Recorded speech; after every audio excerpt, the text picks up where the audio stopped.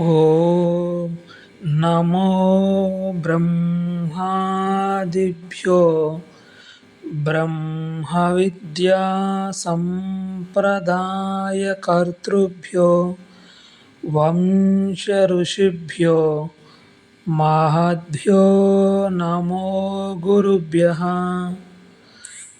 మంగళం గురుదేవాయ మహనీయ గుణాత్మనే సర్వలోక శరణ్యాయ సాధురూపాయ మంగళం. హరి ఓం. శ్రీ గురుభ్యో నమః. కూజంతం రామరామేతి మధురం మధురాక్షరం ఆరుహ్య కవితాశాఖాం వందే వాల్మీకి కోకిలం. బ్రహ్మ మానస సంభూతం బ్రహ్మ బోధన తత్పరం యోగివర్యం ఋషిశ్రేష్టం వశిష్ఠం సద్గురుం భజే. హరి ఓం. మనము గత భాగంలో మనలో ఉన్న ఆ ప్రజ్ఞాపురుషుడు గురించి విచారణ చేశామండి. అవస్థాత్రయాన్ని ఆధారం చేసుకొని ఆ ప్రజ్ఞాపురుషుడు, ఆ చేతన పురుషుడు గురించి విచారణ చేసి ఉన్నాము. అలాగే నిద్రలో ఉన్న మనల్ని నిద్ర లేపేది ఎవరు? హాయిగా ఆనందంగా నిద్రపోతూ ఉన్నాము, ఉన్నట్టుండి మెలకు వచ్చింది, సడన్గా మెలకు వచ్చింది.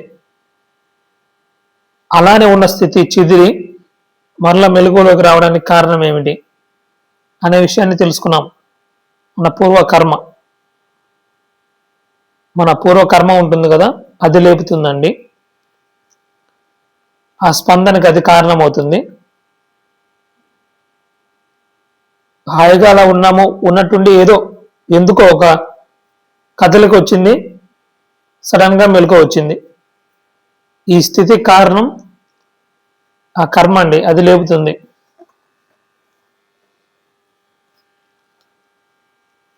దీనికి మనకి ఉపనిషత్ ప్రమాణాలు కూడా ఉన్నాయండి. మనకి కైవల్య ఉపనిషత్తు ఈ విషయాన్ని చెప్తుందండి. పునశ్చ జన్మాంతర కర్మయోగాత్ సయేవ జీవ స్వపితి ప్రబుద్ధ పురత్రయే క్రీడతి యశ్చ జీవ తతస్థు జాతం సకలం విచిత్రం ఆధారం ఆనందం అఖండ బోధం యస్మిన్ లయం యాతి పురత్రయం చని. ఈ విషయాన్ని మనకి కైవల్య ఉపనిషత్తు కూడా ప్రస్తావన చేస్తుందండి. ఇక మనం విషయంలోకి వెళ్తే, శ్రీరామచంద్రుడు వశిష్ఠ మహర్షిని ఒక ప్రశ్న అడిగారు. ఏమడిగారు? గురుదేవ, ఒకరు నన్ను ప్రేరేపించినంత మాత్రాన నేను జడాన్ని ఎలా అవుతాను? చేతనాన్ని ఎందుకు కాకూడదు? గొల్లవాడు ఉన్నాడు, అతడు గోవుల్ని తొలుకుపోతున్నాడు. ఆ గొల్లవాడు చేతనుడే, గోవులు చేతనాలే. ఇవి రెండు చేతనాలే. గొల్లవాడు తొలుకుపోయినంత మాత్రాన గోవులు జడం కాదు కదా. అలాగే నన్ను అంతర్యామి నడిపిస్తున్నాడు, అతడు చేతనుడే, నేను చేతనుడినే. ఇందులో తప్పేమిటి? ఈ ప్రశ్న వేశారు కదండి. అసలు ఈ ప్రశ్న ఎందుకు వేశారంటే, వశిష్ఠ మహర్షి చెప్తారు, నీలో నిన్ను ప్రేరేపించడానికి అంతర్యామి ఒకడు ఉంటే అతడు నిన్ను ప్రేరేపిస్తున్నాడు కాబట్టి ప్రేరేపించేవాడు చేతనుడు, వాడి చేత ప్రేరేపింపబడే నువ్వు జడం. కాబట్టి అంతర్యామి ఒకడు ఉండి నన్ను ప్రేరేపిస్తున్నాడు అని అనుకుంటే నువ్వు చేసిన వాదన వల్ల, నువ్వు చేసే ఈ వాదన వల్ల నువ్వు జడానివని తేలుతుంది అని వశిష్ఠ మహర్షి చెప్పిన దానికి శ్రీరాముడు గొల్లవాడు గోవులు ఉదాహరణ తీసుకొని వచ్చారండి. ఈ ఉదాహరణ ప్రస్తావన చేస్తున్నారు. ఒకరు నన్ను ప్రేరేపించినంత మాత్రాన నేను జడాన్ని అవ్వాల్సిన నియమం ఏమిటి?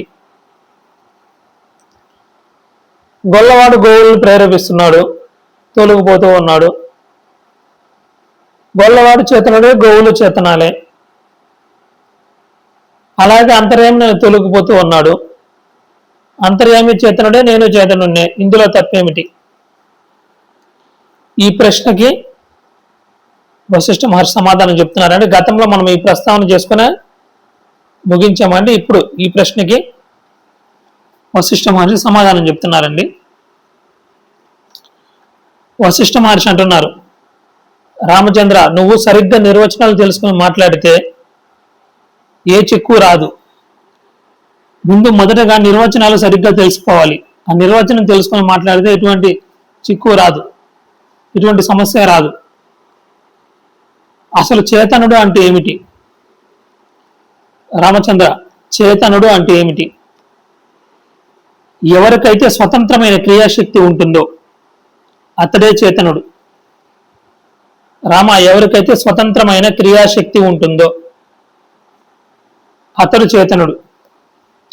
స్వతంత్రం అంటే ఏమిటి? స్వతంత్రమైన క్రియాశక్తి ఉంటుందో అతడు చేతనుడు అంటున్నారు కదా. మరి స్వతంత్రం అంటే ఏమిటి? ఎవరికైనా సరే, ఎవరికైనా ఒక పని చేయాలి అంటే వాడికి కొన్ని క్రియా సాధనాలు కావాలి. ఏదైనా ఒక పని చేయాలంటే కొన్ని పరికరాలు కావాలి కదండి. ఎవరైనా ఏదైనా ఒక పని చేయాలి అంటే ఆ పనికి సంబంధించిన కొన్ని పరికరాలు కావాలి. ఆ సాధనాలు వాడు చెప్పినట్లు వింటూ ఉంటే వాడు స్వతంత్రుడు. అలా కాకుండా ఆ సాధనాల ఇష్ట ప్రకారం వాడు నడుచుకుంటూ ఉంటే వాడు అస్వతంత్రుడు, వాడికి స్వతంత్రం లేదు. ఎలాగంటే, రామ, నువ్వు రాజువి, నీకు నీ పక్క రాజ్యం మీద యుద్ధం చేయాలి అని అనిపించింది. కానీ నువ్వు ఒక్కడే యుద్ధం చేయగలవా? చెయ్యలేవు కదా. నీకు సహాయకులు కావాలి. మంత్రులు, సేనాపతులు, సైనికులు, వీళ్ళందరూ కావాలి. నువ్వు ఆక్రమణ్ అని ఒక్కసారి చెప్పగానే, ఆక్రమించండి అని ఒక్క అరుపు అరవగానే నీ మంత్రులు, సేనాపతులు, సైనికులు అందరూ ముందుకు దూకి యుద్ధం చేస్తున్నారనుకో, అప్పుడు ప్రజలంతా నిన్ను, ఈయన చాలా స్వతంత్రుడు అండి, ఈయనకి ఎవరి సహాయాలు అక్కర్లేదు అంటారు. నువ్వు ఆక్రమణ్ అంటే ఆక్రమించండి అని చెప్పినప్పుడు నీ సైనికులు నీ దగ్గరికి వచ్చి, మహాప్రభో, ఇప్పుడు యుద్ధం చేయడం మంచిది కాదు, మాకు పండుగలు వస్తున్నాయి, తర్వాత యుద్ధానికి వెళ్దామండి, తర్వాత యుద్ధం చేద్దాంలేండి అని వాదించసాగారు అనుకో, అప్పుడు ప్రజలు, ఈ రాజుగారు స్వతంత్రుడు కాదండి, సైనికులు చెప్పినట్లు ఆయన నడుచుకోవలసిందే, స్వతంత్రంగా ఏ నిర్ణయాలు తీసుకోలేడు అంటారు. కనుక రామచంద్ర, క్రియా సాధనాల మీద పరిపూర్ణమైన అదుపాజ్ఞలు కలవాడే స్వతంత్రుడు. అలాంటి స్వతంత్రమైన క్రియాశక్తి కలవాడే చేతనుడు. ఈ వశిష్ఠ మహర్షి చెప్పిన ఈ విషయానికి శ్రీరామచంద్రుడు మరలా ప్రశ్న వేస్తున్నారండి. గురుదేవ, కొంచెం ఆగండి. మీరు చేతన పద నిర్వచనంలోకి వెళ్లే ముందు స్వాతంత్ర పద నిర్వచనంలోనే నాకు కొంచెం సందేహం ఉంది. అసలు చేతనుడు అంటే ఏమిటని నిర్వచనం చెప్తున్నారు కదండి. ఎవరికైతే స్వతంత్రమైన క్రియాశక్తి ఉంటుందో వాడు చేతనుడు అని చెప్పి ఆ స్వతంత్రం అంటే ఏమిటో నిర్వచిస్తున్నారు కదండి. ఇప్పుడు శ్రీరాముడు ఒక ప్రశ్న వేస్తున్నారు. గురుదేవ, నాకు ఒక సందేహం ఉన్నది. చేతన పద నిర్వచనంలోకి వెళ్లే ముందు ఈ స్వాతంత్ర పద నిర్వచనంలోనే నాకు కొంచెం సందేహం ఉంది. ఏమిటంటే, తన యొక్క క్రియా సాధనాల మీద పూర్తిగా ఆధిపత్యం ఉండటం పేరే స్వాతంత్రం అని మీరు అంటున్నారు. తన యొక్క క్రియా సాధనాల మీద పూర్తిగా ఆధిపత్యం ఉండడమే స్వాతంత్రం అని మీరు అంటున్నారు. నాకేమో ఆ నిర్వచనం అంతగా రుచించడం లేదు గురుదేవ. ఎందుకంటే ఏ సాధనాలతోనూ పని లేకుండా తనంతట తానుగానే పనులు చేసుకునేవాడే స్వతంత్రుడు. ఏ సాధనాల మీద ఆధారపడకుండా, ఏ సాధనాలతోనూ పని లేకుండా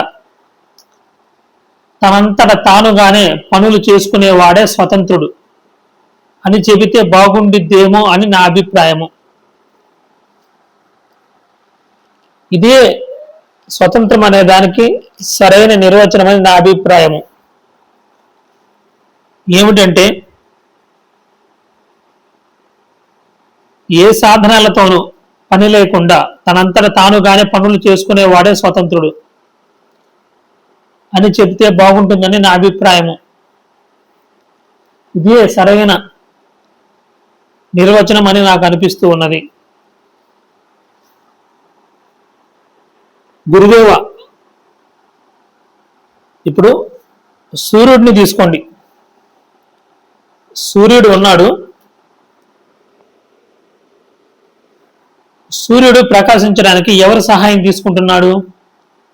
సూర్యుడు ప్రకాశిస్తున్నాడు కదా, ప్రకాశిస్తూ ఉన్నాడు సూర్యుడు. మరి సూర్యుడు ప్రకాశించడానికి ఎవరు సహాయం తీసుకుంటున్నాడు?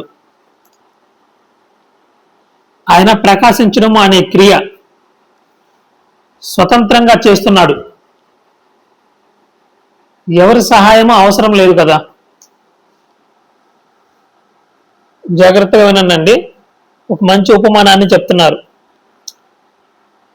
సూర్యుడిని ఉదాహరణగా తీసుకొని చెప్తున్నారండి. సూర్యుడు ప్రకాశిస్తూ ఉన్నాడు కదా, ప్రకాశం అని క్రియ చేస్తున్నాడు కదా. ఎవరి సహాయంతో సూర్యుడు ప్రకాశిస్తూ ఉన్నాడు? సూర్యుడు ప్రకాశించడానికి ఎవరి సహాయం తీసుకుంటున్నాడు?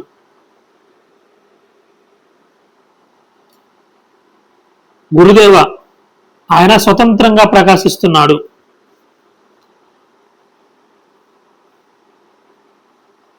ఇప్పుడు ఉదాహరణకి సృష్టికర్త అయిన భగవంతుడు ఉన్నాడు.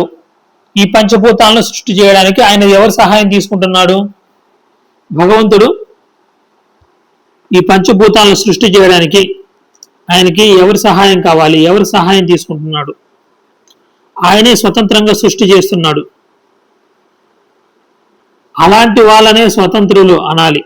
అంతేకాని ఏవేవో సాధనాలను ఉపయోగించే రాజులు మొదలైన వాళ్లను స్వతంత్రులు అని అనటం బాగాలేదు.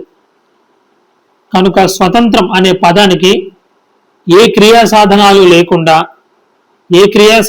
లేకుండానే పనిచేసేవాడు అని నిర్వచనం చెప్పితే బాగుంటుందేమో అని నా అభిప్రాయము. ఈ విషయాన్ని శ్రీరామచంద్రుడు వశిష్ఠ మహర్షిని అడుగుతున్నారండి. దీనికి ఒక అద్భుతమైన సమాధానం చెప్తారండి. జాగ్రత్తగా గ్రహించండి, సూక్ష్మంగా పట్టుకోండి. ఎందుకంటే యోగ వాసిష్టం అంత తేలికైన విషయం కాదండి. అందుకే మహాత్ముల చేత ఎంతగానో కీర్తించబడింది.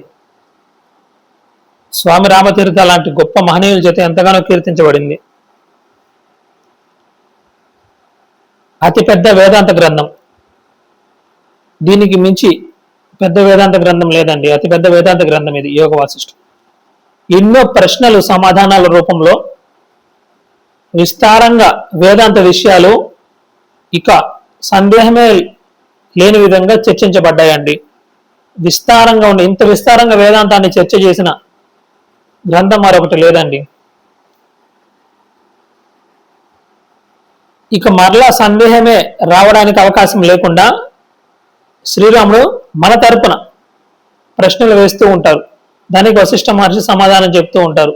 ఇలా ఎన్నో విషయాలు విస్తారంగా ప్రశ్న సమాధానాల రూపంలో చెప్పుకుంటూ వెళ్తారండి. సూక్ష్మంగా పట్టుకోవాలి, బుద్ధి చాలా సూక్ష్మంగా ఉండాలి. ఎందుకంటే గొప్ప జ్ఞాన భాండాగారం ఇది. దీనికి వశిష్ఠ మహర్షి సమాధానం చెప్తున్నారండి. రామచంద్ర, లోతుగా ఆలోచిస్తున్నావు, అది మంచిదే. కానీ నువ్వు ఉపయోగించే ప్రతి పదాన్ని నిర్వచనం చేసి ఉపయోగించుకోవాలి. నువ్వు స్వాతంత్రం అనే పదానికి కొత్త నిర్వచనం చెబుతూ సూర్యుడిని ఉదాహరణగా ఇచ్చావు. అంటే సూర్యుడు ప్రకాశించడం అనే క్రియ ఎవరి సహాయం తీసుకుంటున్నాడు? ప్రకాశించడం అనే క్రియ చేయడం కోసం ఎవరి సహాయం తీసుకుంటున్నాడు? ఎవరి సహాయం లేకుండానే ఆయన ప్రకాశిస్తూ ఉన్నాడు కదా. ఆయన స్వతంత్రంగా ప్రకాశిస్తూ ఉన్నాడు.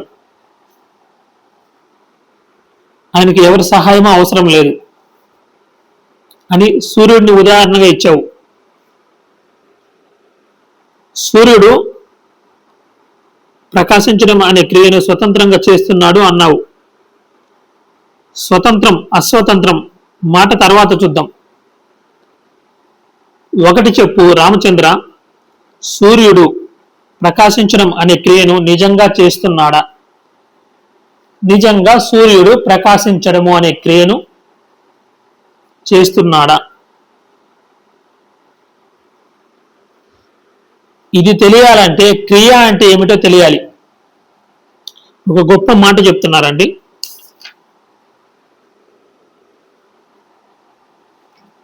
జాగ్రత్తగా పట్టుకోండి. ఇది గొప్ప విషయాన్ని మనకి భవిష్యత్తులో కూడా కొన్ని రోజుల్లోనే ఒక గొప్ప సత్యాన్ని ఆవిష్కరించబోతుంది. దానికి సంబంధించిన కొన్ని విషయాలు ఇక్కడ ఉంటాయి, జాగ్రత్తగా పట్టుకోండి. చెప్తున్నారండి, సూర్యుడు ప్రకాశించడం అనే క్రియను నిజంగా చేస్తున్నాడా? నిజంగా ఆయన క్రియ చేస్తున్నాడా? ప్రకాశించడం అనే క్రియ చేస్తున్నాడా? క్రియ అంటే పనండి. ఇక్కడ ఒక గొప్ప విషయాన్ని చెప్తున్నారండి.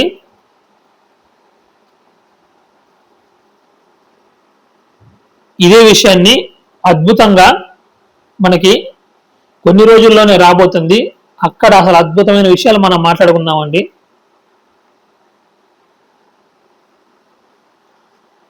అక్కడ మనం శివతాండవాన్నే దర్శిస్తామండి.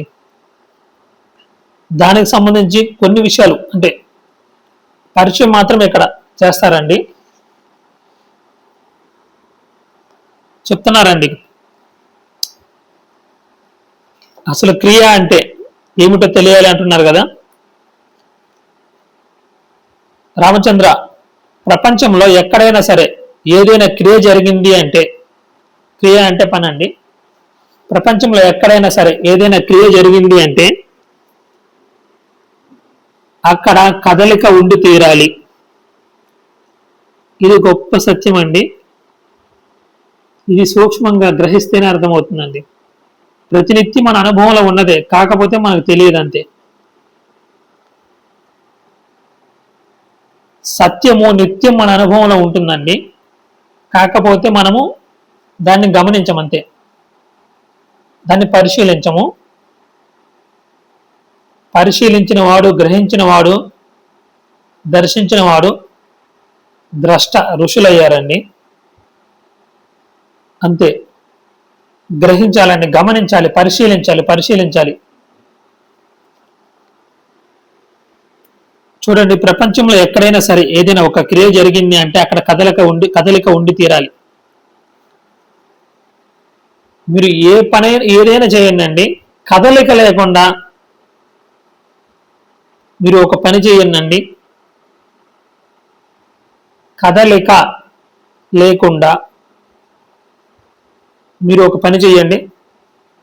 మీరు ప్రపంచంలో చూడండి, ఏ పని జరగాలన్నా సరే కదలాలి, ఈ ఇంద్రియాలు కదలాలి. మీరు భోజనం చెయ్యాలి అన్నా కానీ ఈ కర్మేంద్రియాలు కదలాలి. చెయ్యి ఆహారాన్ని తీసుకోవాలి, అది నోటిలో పెట్టుకోవాలి, నోరు నమలాలి. ఇవన్నీ ఈ కర్మేంద్రియాలు కదలాలి. మరలా ఈ ఆహారం లోపలికి వెళ్ళిన తర్వాత మరలా అది జీర్ణం అవ్వాలి.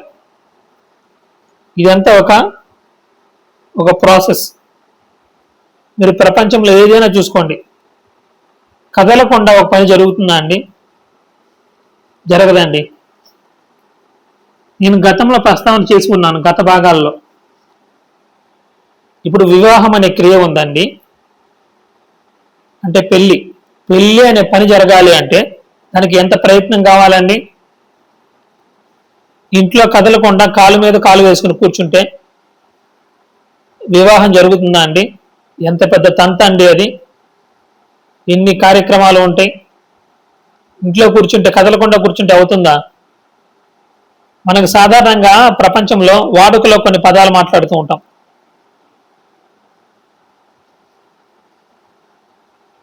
కాళ్ళు చేతులు కదలకుండా కూర్చుంటే పనులు అవుతాయా అని.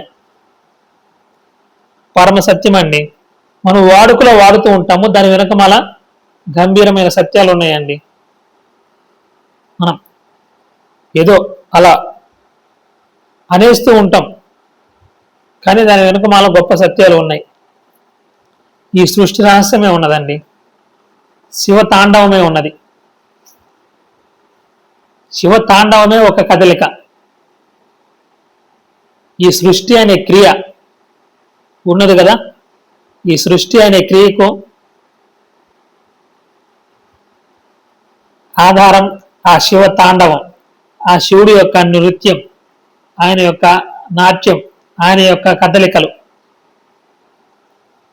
ఆ శివుడి యొక్క నాట్యమే, ఆయన యొక్క స్పందనే, ఆయన యొక్క కదలికే ఈ విశ్వం అనే క్రియ. దీని అద్భుతంగా మనకి కొన్ని రోజుల్లోనే ఈ తాండవాన్ని మనం చర్చించుకుంటామండి. ఈ సృష్టి అనే క్రియే ఒక కదలిక అండి. అందుకే విశ్వంలో, ఈ విశ్వంతో సహా, ఎందుకంటే ప్రతిదీ ఒకదానితో ఒకటి అనుబంధం కలిగి ఉంటాయండి. ఈ విశ్వమే ఒక కదలిక, ఈ సృష్టి అనే క్రియే ఒక కదలిక. ఇక ఈ సృష్టిలో కదలిక లేకుండా ఏమన్నా జరుగుతుందా అండి? కదలిక లేకుండా ఏ పని జరగదండి. ఎక్కడైనా సరే ఏదైనా ఒక క్రియ జరిగింది అంటే అక్కడ కదలిక ఉండి తీరాలి. దీన్నే స్పందన అంటారు. స్పందన లేకపోతే క్రియే లేదు. అందుకే మనకి గతంలో చెప్పారండి, మనకి సంవిత్ స్పందము, మనస్పందము, ఇంద్రియ స్పందము అని 3 స్పందాల గురించి చెప్పారండి. అవి పట్టుకోవాలండి. అవి పట్టుకుంటే ఇవి అర్థమవుతాయండి. స్పందన లేకపోతే క్రియ లేదు. చూసుకుంటే ఈ యావత్ విశ్వం కదలికేనండి. ఈ సృష్టి కదిలే వస్తువుల సముదాయం కాదండి. సృష్టిలో చూడండి, అన్నిట్లో కదలికే ఉన్నదండి. అంతటా అంత కదలికే. మీ శరీరంలోనే తీసుకుంటే గుండె కొట్టుకుంటూ ఉంటుంది, స్పందిస్తూ ఉంటుంది, ప్రాణవాయువు స్పందిస్తూ ఉంటుంది, కదిలిపోతూ ఉంటుంది. అంతా కదలికేనండి. రక్తం ప్రవహిస్తూ ఉంటుంది, అంతా చలనమే. మీరు ఎక్కడ చూసుకున్న చలనమేనండి, కదలికే. ఈ సృష్టిలో కదలిక లేనిది ఏది ఉండదండి. అంతా కదలికే, కదలికే, కదలికే సృష్టి అండి.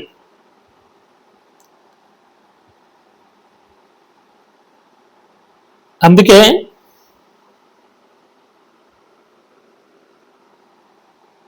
స్పందన లేకపోతే క్రియ లేదంటారండి. అసలు మనకి ఒకటి అనుభవం కావాలి అన్నా కూడా కదలిక ఉండి తీరాలండి. ప్రపంచంలో ఏ అనుభవం మీకు కలగాలి అన్నా కానీ అక్కడ స్పందన ఉండి తీరుతుందండి. ఈ విషయాల్లో లోతుగా ముందు ప్రస్తావన చేసుకుందామండి. ఇక్కడతో నేను ఆపేస్తాను, ఎందుకంటే లాంగ్ అయిపోతుంది. ఒక్క మాట చెప్పి నేను ముందుకు వెళ్తానండి. ఈ యావత్ విశ్వం కదలికేనండి. సృష్టి కదిలే వస్తువుల సముదాయం కాదండి. ఈ కదిలే ఈ వస్తువులు ఈ ఉన్నాయి కదండి, ఈ పదార్థాలు, వీటి యొక్క సముదాయం కాదు సృష్టి. కదలికేనండి. కదలిక చేత ఇవన్నీ చేయబడి ఉన్నాయండి. కదలిక చేతనే ఇవన్నీ మనకు అనుభవానికి అందుతున్నాయి. కదలిక చేతనే ఇవన్నీ ఉన్నాయండి.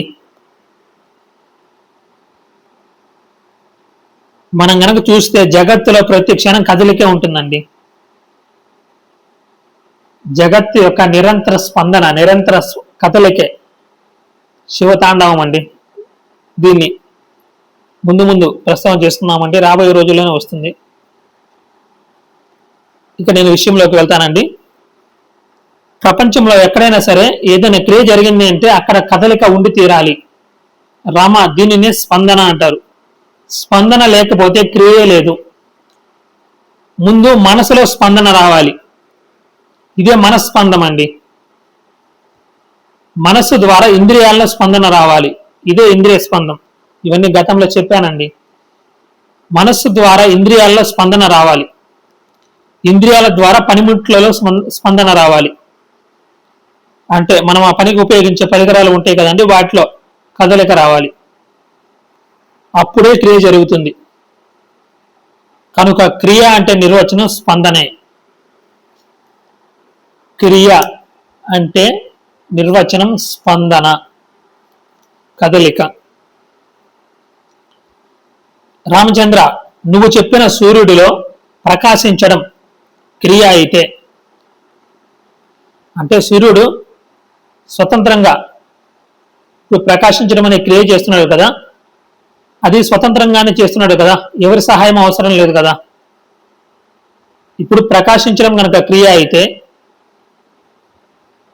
నీవు స్వతంత్రంగా ప్రకాశించడం అనే క్రియ చేస్తున్నాడు అని అన్నావు కదా, స్వతంత్రంగా ప్రకాశిస్తున్నాడు అనే క్రియ చేస్తున్నాడు అని చెప్పావు కదా.